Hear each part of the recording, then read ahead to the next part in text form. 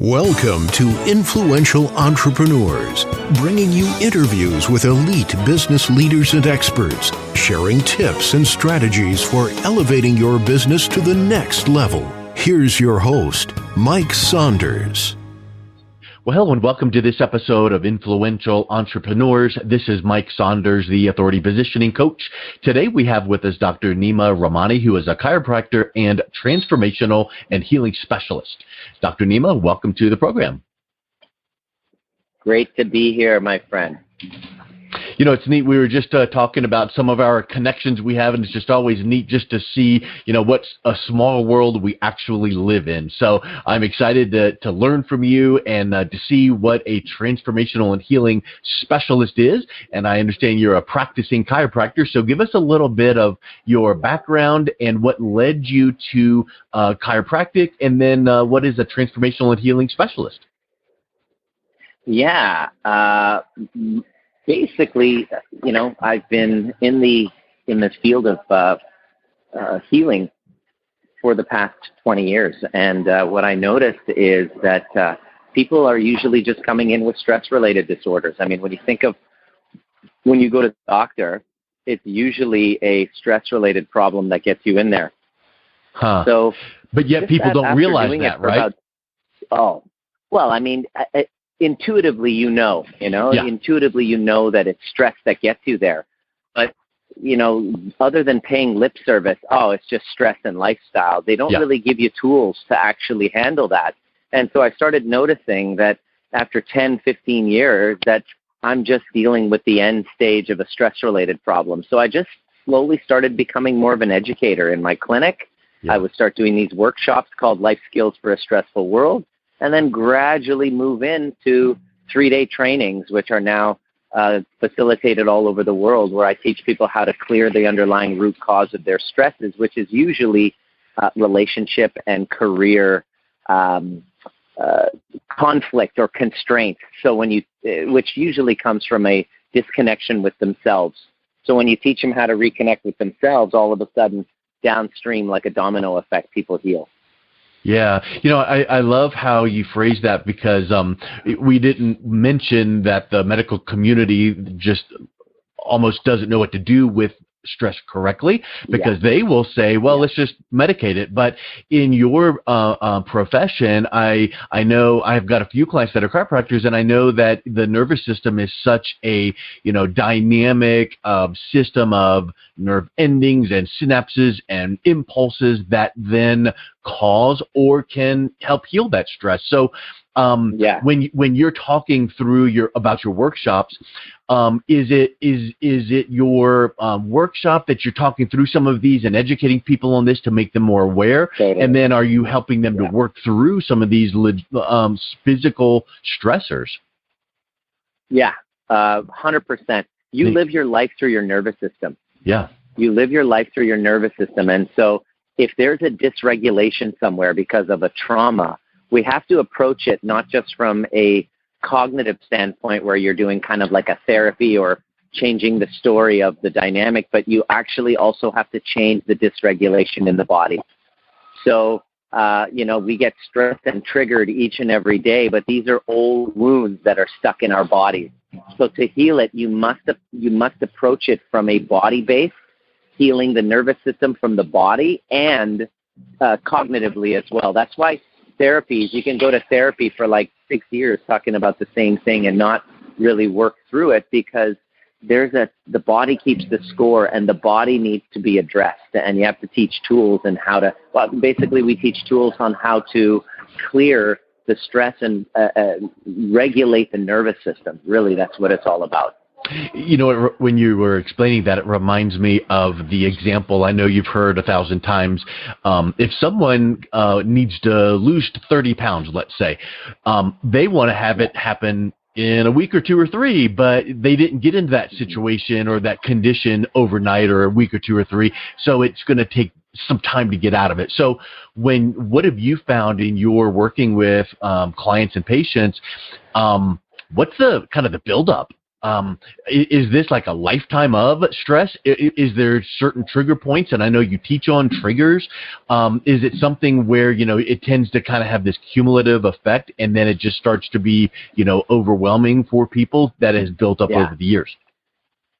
Absolutely. Well, if you're dealing with an issue, like let's say weight gain or any illness or disease, you want to ask when it happened, what was going on. So if you're listening and you're dealing with some sort of a stress-related illness, digestive problem, headaches, migraines, and you want to ask when did it start? And then what you want to do is then go back and go, all right, so what was going on in my life at the time? And it usually has to do with some sort of a conflict. And so accumulation of these conflicts over time will create illness in the body, without a doubt. The tissues can only take so much before they adapt. They're trying to adapt and then they break down. So what we do is we go back to the earliest memories where these conflicts happen. And they usually happen in childhood. There was, even the birth trauma and beyond. And so we need to unravel that. And so the way that you build a future of healing and transformation and connection and purpose is you go back into the past where things kind of fell apart and you want to put them back together. So it's really about rewriting your past, not just in your brain, but also in the body. That's how we do it. So it's cumulative. So we go back to the earliest memories and clear those. What would you say, or it makes me wonder if there's people that are dealing with what you just described as well as specific hotspots or trigger points. Like I'm thinking, I don't want to get into the details of PTSD. It's a whole, 9-hour podcast episode there, but I'm certain that you would say there's people that deal with stresses from way back in the day, but then when they were 25, they had this event, whatever that might be. So do these, pockets of increased times of stress really then amplify what's going on as well? Can you ask that again in a different way? Yeah, so you have people that you go back to childhood and see when a certain stress had originated. Well, what would happen if that same person, when they were 15 or 25 or 35, had a spike where it's almost like a life event where maybe there was a traumatic stressor that happened in addition to what they've been dealing with for years and years. So that layers in the need for them to deal with these stresses. 100%. And every single thing you're going through right now is a past event that's been transferred over. So when we're healing it, you're going through a divorce. If you look at some of the feelings that you're going through in the divorce, you don't feel seen, you feel betrayed, you feel guilt. All of those things are not new feelings. So you need to go back and address the origins of them if you truly want to heal. You truly want to transform. And one of my clients is dealing with panic attacks and anxiety, and it turns out that 7 years prior, she was having an affair that had her start to have some health problems as a result. And the health problems, particularly in her reproductive system, got so bad after 7 years of having this affair that she literally had to take her uterus out. They did a hysterectomy, and the next day after they took her uterus out and they did a hysterectomy, boom, the next day she started getting panic attacks. So what we had to do was go back and really sort out and get all of her act together, because she tried everything. She tried the whole medical system. And then when we unraveled the story, we saw that it came back from a trauma from her past when she saw her father had cheated on her mother, and she had this resentment against her father, which then she started acting out the behaviors that she was resenting. And then her body started breaking down. And so only by going back and healing that relationship with her father and getting into a level of understanding for him, could she then get to an understanding of herself when she acted out the same behaviors and healed that. And then, boom, panic attacks went away when she healed all of that. And we just went back and rewrote those old stories. And anxiety and health issues are all usually a window to go back and heal what's broken inside.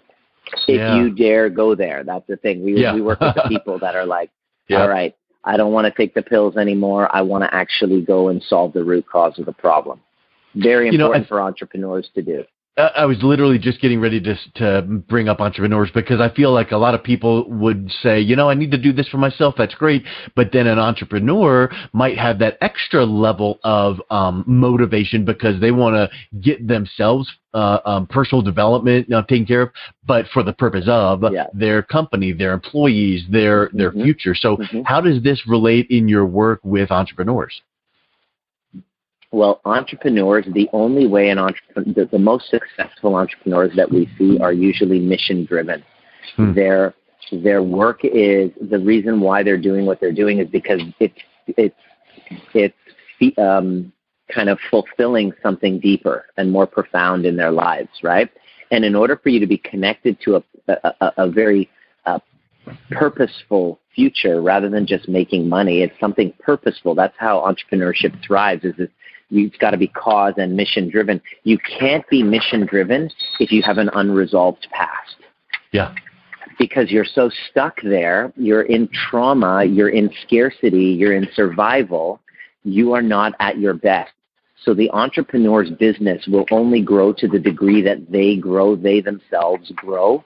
And outside of their kind of monkey mind state of trauma into mission driven, because entrepreneurs have very high levels of addictions, high levels of mental illness, because, they don't want to work for other people. They want to, create their own destiny, which creativity and getting out and, going outside of the box and to create takes a different part of the brain to be activated. And in order for that part of the brain, the neocortex, to be activated in creativity, you must be out of a nervous system dysregulation. You must be regulated. And in order for you to be regulated, you have to be free and clear of your traumas, and you have to be doing the work that brings your creativity out. So entrepreneurs have a huge responsibility of self-care, which the problem is the last thing entrepreneurs do is take care of themselves, because they're so busy spinning, 12 different plates at the same time, which then ultimately leads to their demise. So I'm very dedicated to supporting entrepreneurs, because they need structure. They need guidance to be able to heal themselves. And when they do, their heart's open to a mission that's greater than themselves. And that's when entrepreneurship thrives.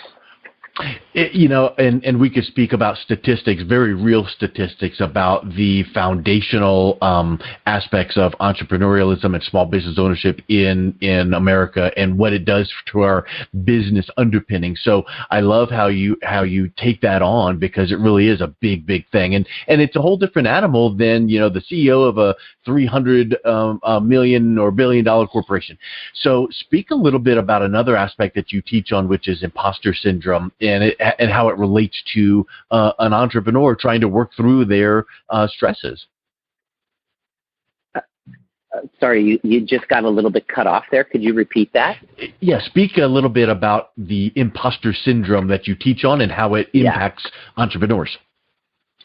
Oh, yeah, absolutely. So entrepreneurs, basically, one day you're working 9 to 5, a desk job for somebody, and then you just go, I can't do this anymore. And you have this incredible feeling where you're like, I got to get up and I gotta go pursue this dream. I got to pursue this vision. I got to go work for myself. I got to go create. And so you have what's called this, in the hero's journey, according to Joseph Campbell, this call to adventure. So you're called to this adventure. You're like, all right, I got to get up and I got to go call to this adventure to create this new business, this enterprise for myself. And it's scary. It's like any Superman or Luke Skywalker, in one of those hero movies. So you're the hero, right? But the very next part that comes up, I spoke to 2 chiropractors yesterday who were ready to step up and kind of leave their confines of their practice and to start leading. And immediately they said the same. They were like, oh my God, I really want to lead others. And then the very next thought, guess what it was? But I can't. Who am I? But who am I? Who am I to be leading? Who am I? And then I told them, I said, this is what I said to them. I said, that's exactly what's supposed to happen. The next step after the call to adventure is the refusal of the call. It's kind of like the movie The Matrix, where Neo is like, have you seen that movie? Years ago, and probably not start to finish, but I know the concept. okay, Neo basically was like, he was trying to be, like, he was called to be the one. You know, Morpheus kept saying, Neo, you're the one. And Neo was like, I'm not. I can't be. I'm not. And the entire movie was this whole journey of Neo battling this imposter syndrome of, I can't be the one. Like, I'm not special. I don't have that skill. I don't have all of that stuff. And so what ends up happening is it's the journey of him kind of finally owning that he is the one. So it finally sank in at the end where he started battling all the bad guys. And it was pretty, you know, parallel to the journey of the entrepreneur. The next step after answering the call to adventure is the refusal of a call. So how do you deal with it? Well, you have to be dedicated to your why. You have to get connected to the pain of the individual who's going through it. Now, all you need to know is you're just got to be a few steps ahead. And so every time I think of myself, I think, oh, who am I? But every time I think of the person who's struggling, the entrepreneur who's struggling with transitional anxiety, not knowing if they should stay or they should leave their relationship, going through a divorce, going through a separation, the pain of, you know, not being able to get over a really haunting past. When I think of those people, I know how to solve their problem. And so when I'm thinking of those people, I don't have imposter syndrome. When I'm thinking of myself, I start to focus on my flaws and my inadequacies. Then I'm completely disconnected from my ability to help other people. So it's about thinking of self versus your mission. Yeah, that's awesome. So let's speak a little bit about your overview method. I know you've got a home study program and as well as the weekend program. So what is the overview method? The overview method, well, when the astronauts in the 60s left the planet to go study the moon, a very unintended, unexpected side effect happened. They came back down to Earth, and they were changed people. In other words, when you go and see yourself, like just imagine, well, what city are you? I'm in Denver, Colorado. Okay, you're in Denver. So you're sitting in Denver, but what if you observe yourself from the perspective of the moon? Yeah. Right? You look at yourself now sitting in your chair in Denver, Colorado, but you're looking at it from the moon, and you're in outer space. When you come back down to Denver, you don't see Denver as the same. In fact, you don't even see a difference between Vancouver, where I am, and Denver. You don't see a difference in religion. You don't see political affiliations. There is no us versus them. There's just only this sense of oneness and a shift in perspective. That cognitive shift that astronauts would feel when they would leave the planet and they'd come back to Earth, very people-oriented orientation, an intense dissatisfaction with the state of the world and a desire to do something about it, is called the overview effect. That's called the overview effect. It's this amazing ability to just see the big picture and come back and have a shift in your awareness.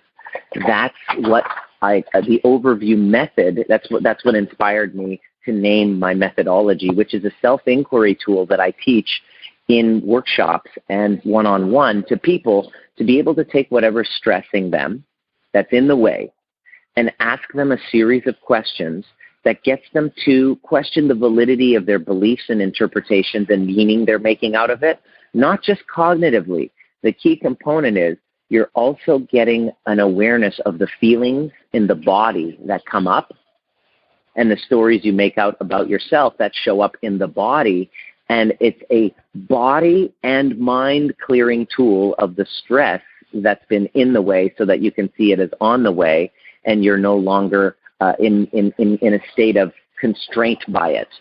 So it's a self-inquiry tool that cognitively and somatically clears stress so that you can then, remove that baggage that's stopping you from moving forward in the direction that you want to be in your business and your relationships.